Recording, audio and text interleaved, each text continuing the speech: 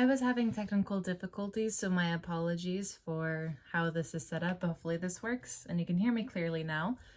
So what is ADHD? Its full name being Attention Deficit Hyperactivity Disorder. So that kind of hints to what it is, states it basically, but ADHD is a persistent pattern of inattention and/or hyperactivity, impulsivity that is more frequently displayed and severe than is typically observed in individuals at a comparable level of development. This is something that I'm sure we at least have a general sense, and that we've probably noticed inside of the classroom as a student or teacher, or just passerby observations that we had made. And so an estimated 6.4 million American children aged 4 to 17 have been diagnosed with ADHD. And it is worth noting that students with ADHD are most likely to be impacted negatively by their condition. So this is something that is important to note and recognize so that you can then set up your student best in the classroom. So we'll get into that. But so what ADHD may look like in the classroom, it's listed in two different topics. So there's the students with the inattentive type of ADHD, and then there's students with the hyperactive impulsive type. So I have it on the left and the right. And so for the,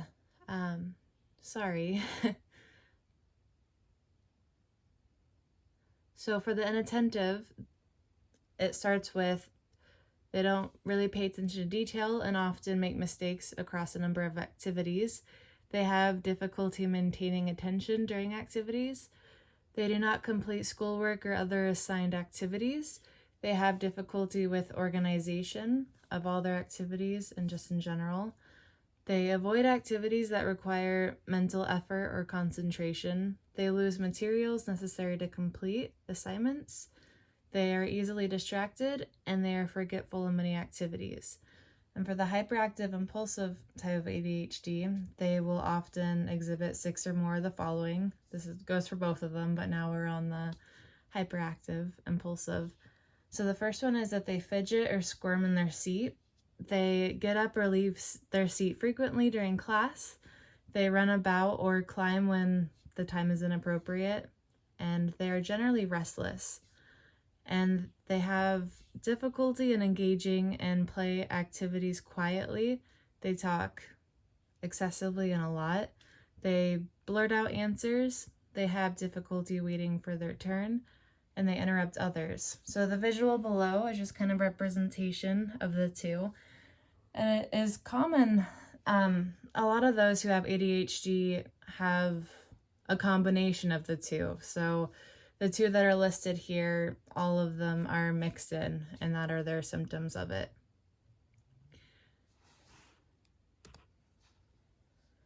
And so there's quite a few barriers that these students will face. And so the big topics with these are the executive functions, including working memory, internalization of speech, self-regulation, and analyzing thoughts and behaviors.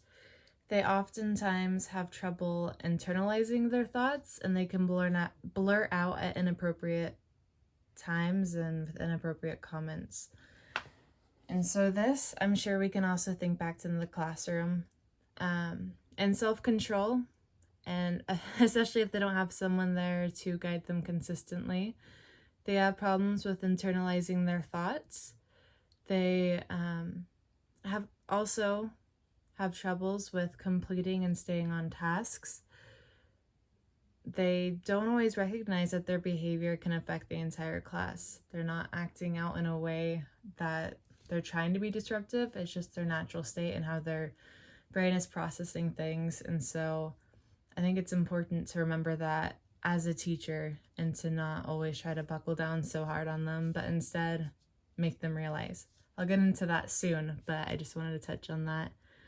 And they may make the same mistake time and time again due to their memory problems. It's often, since their mind can wander, that they don't always take everything in. And so they might be stuck on doing the same thing. If it's in the way they're doing math or whatever it may be, that they don't recognize where they're going wrong or where that information is, even if it has been presented. And they are also likely to procrastinate. They have difficulty with waiting and transitioning from one activity to another. So that almost seems like they kind of go against each other with the procrastinate and have difficulty with waiting. But that's more so in a classroom setting when they're, whoa, that's a tongue twister. In a classroom setting when they are in their seat, it's oftentimes that they will get distracted or find something for them to do because their mind is wandering. And so a student may also have low self-esteem, and that's another barrier that they cover. And this is due to their ADHD. It develops oftentimes over time, but you can imagine if you're constantly being told to sit in your seat and to not blurt out, and when your mind is always wondering, it can lower self-worth. And so they also may have emotional issues. And so it is noted in my research that about 25% of students with ADHD have a type of anxiety disorder. So these are the barriers that a lot of students may face with their ADHD. So teaching strategies and accommodations that a teacher can make, there's a lot that were listed, and there's a lot to cover, and so I'll kind of summarize some of them. And I'm sure we've seen some of these in our own classrooms. But the first one is to teach the students specific techniques for organizing their thoughts and materials, and to organize the classroom and keep all materials in permanent locations for easy access. And so this would obviously happen at the beginning of the school year, because it's important to have that structure with them from the get-go. And I'm currently working at a preschool, and one of our students, we actually have a few that were diagnosed with ADHD, and I oftentimes see in the classroom that if something's not in the spot, it often does cause quite a bit of worry.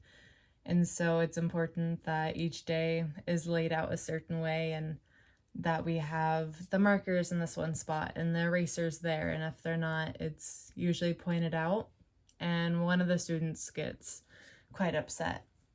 So I think it's just something important to remember, and to also allow extra time for the students to shift from one activity or environment to the next.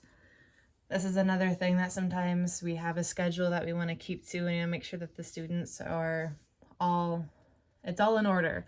But it's also important to remember that these are just people. They're kids, but they're people. And so putting that stress of immediately having them go into one mode from the next, it's important to have that transitional period and let them gather their thoughts and go into the next thing. And it's also important to allow extra time for finishing assignments or for testing. So this is another thing, their mind can be racing, and it's important to allow that time for them to show what they know. And having the proper accommodations is important. And luckily, a lot of schools now allow this, and that's very beneficial for them.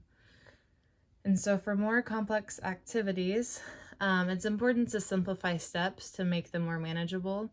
So that's what we are taught oftentimes in our classes, and is labeled as chunking, which is why I put chunk next to it.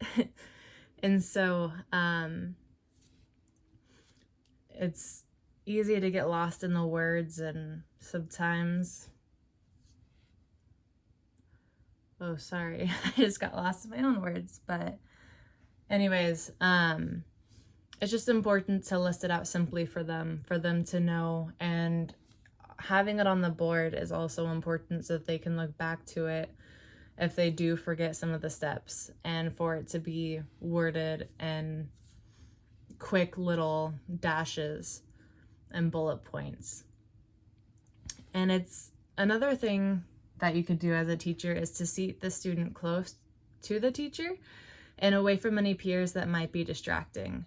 So seat charts are always important, and knowing each student and their interactions with one another. is really vital because you want a functioning classroom and for everyone to be benefiting with where they're at and making sure that they can pay attention and get what they need to get done, and also help each other best. And so it is also important to post a daily and weekly schedule that clearly delineates each activity. And so these schedules can then be used as prompts to direct the student back on task. And these can even be put in their personal journals or agendas depending on the school. And so, and of course on the bulletin and somewhere on the wall as it points out. And another thing is to keep the schedule as consistent as possible and keep unstructured time at a minimum. So that's kind of what I touched on for a second earlier. But yeah, consistency is really important. And so that's why the little visual on the bottom is consistency is golden. And the next thing is to vary information in the way you teach. So it's also just good to use different strategies for all students, but also this variation can help keep the attention of the students, and it also helps them with their strengths and weaknesses, because every student has them, and there's things that you simply are just better at and things that are harder for you as a student. And so having that set up for them is important, because they can help build on their weaknesses and their strengths as well and help the students around them. Goal setting, that was kind of stated earlier, but that's important as well, and to clearly define it. You can also write that on the board. Lots of board space, hopefully, with all these that I'm noting. But also to develop objectives to achieve this goal is really important, and to not just tell them to do it, because when you don't provide ways in a step-by-step, as I stated earlier, where it's clearly written out for them, it can be really hard for them to be like, okay, I know this is what I'm supposed to do, but how do I do it? So like I said, sometimes minds wander and they missed out on what was stated. It's important to state things multiple times and in different ways, and to help these students and to have it written for them. And so another important thing is to define the actions necessary to achieve the desired outcome, which I kind of just covered. But yeah, so these are all strategies and accommodations that you can make, and some visuals to help remember them.